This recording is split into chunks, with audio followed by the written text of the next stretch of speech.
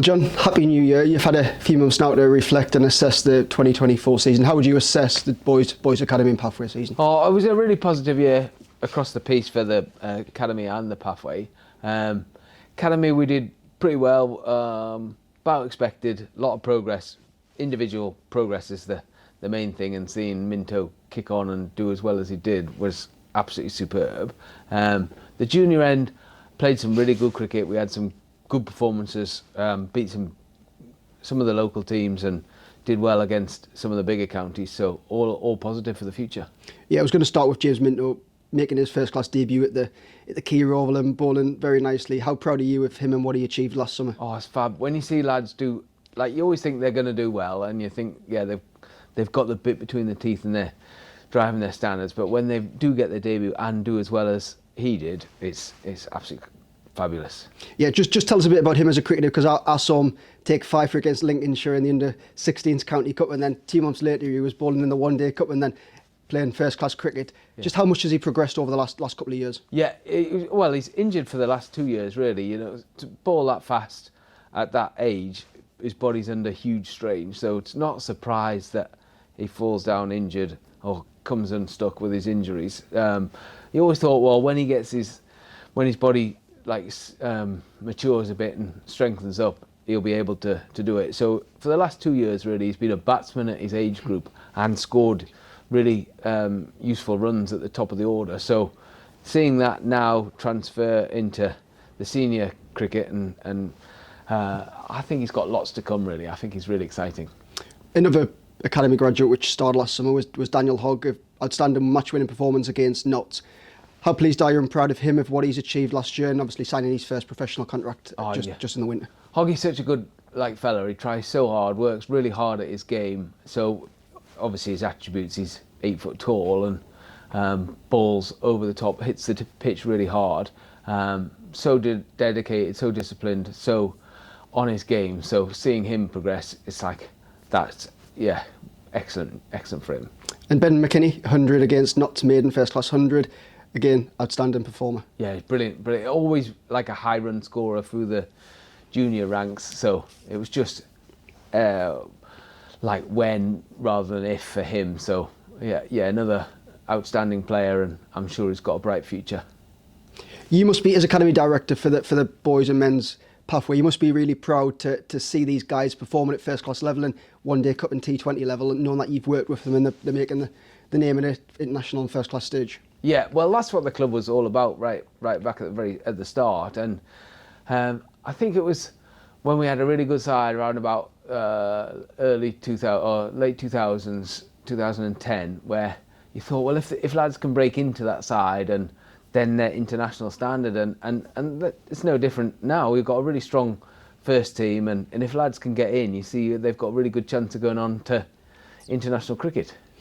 Let's go back to last summer, the boys under 12s up and under 18s. Just review how that went from the younger ages right up to the top. Under 13s, we had a bit of a change of structure, so got away with the under 12s county and replaced that with a county-wide programme that was really successful. 60-odd lads involved in that, and they played competitively throughout the summer. So I think we'll see the benefits of that programme in a couple of years. Under 13s, it was their first real experience of county cricket, and they enjoyed it. So under 14s are a really strong side, beat some good sides, and our under 15s, they performed pretty well. They did well at their tournament down in Notts, although it was rain affected. Under 16s just missed out on qualification in their competition.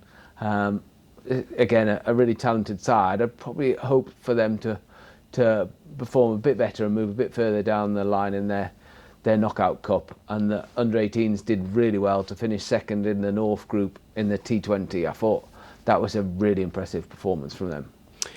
What is the current crop like across the board? Are you pleased with the talent we've got coming through? Yeah, we've always had really good talent in the junior ranks. I think embarrassment of riches at the moment in the junior end. Lots of really good players. They work incredibly hard at their cricket.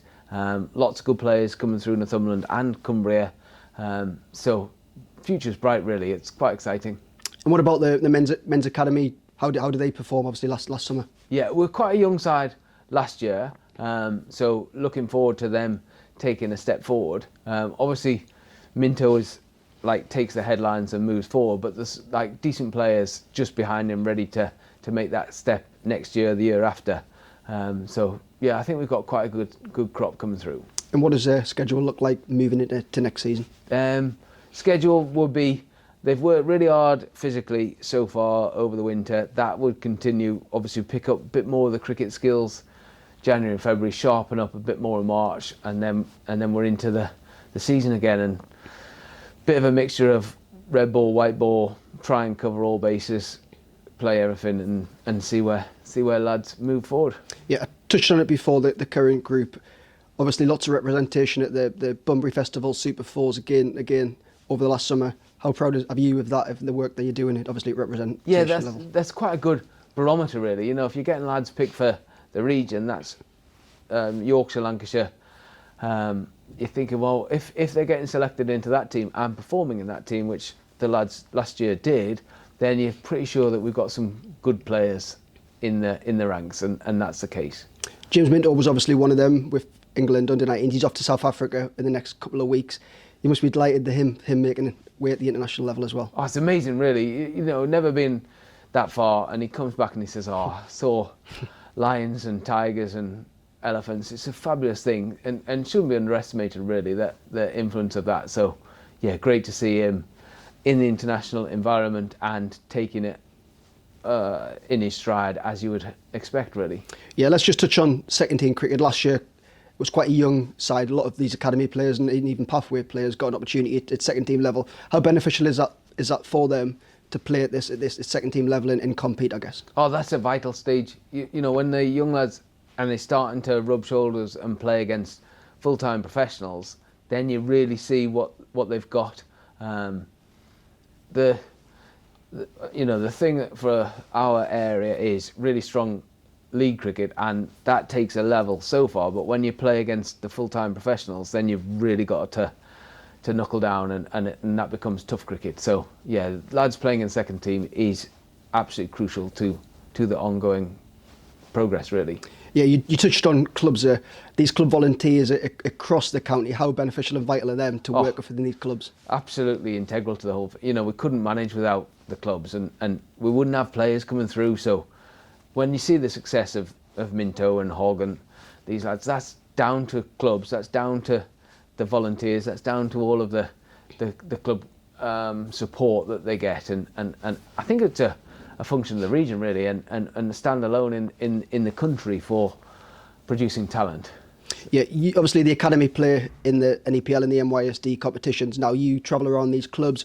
Is the club network as strong as it's ever been in Durham and the surrounding areas? Yeah, I think so. I think particularly in the junior ranks, there's lots and lots of teams, lots and lots of players, as much enthusiasm as there ever was for cricket. So I think although the senior sides had a couple of years of tough progress, I think this year last year they the standard was high, competition was good, the competition in the various leagues was strong. So yeah, I think it's maybe got over the tough times, and good times are ahead, really. And just finally, John, here we are in January. The season's just around the corner. What does the next couple of months look like for the academy and pathway sides leading up to April? Oh, lots of practice, lots of hard work indoors, work at their skills, sharpen their competitive edges, looking for a bit of technical improvement, working hard in the gym, get the physical side of the things together. So lots of hard work, but hopefully good times ahead.